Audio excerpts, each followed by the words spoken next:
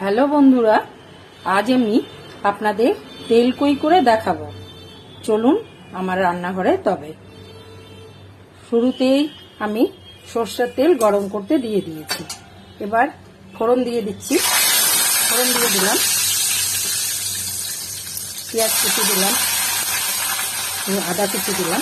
এবার নাড়তে থাকবো। এর মধ্যে রসুন পেস্ট দিলাম,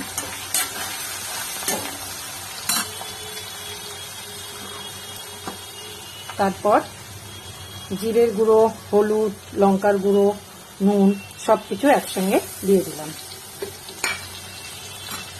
ভালোভাবে নাড়ব।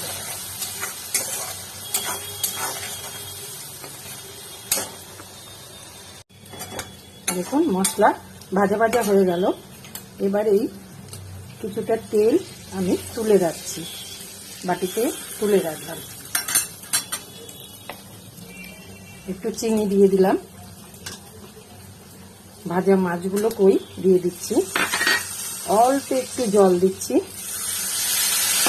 খুব ভালো করে নেড়ে নেব।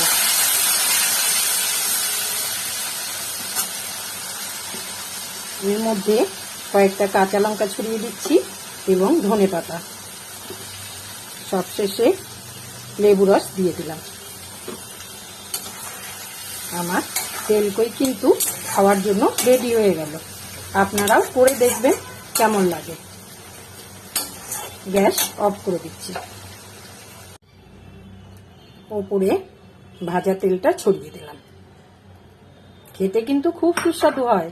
আপনারা অবশ্যই বানিয়ে খাবেন। Thank you.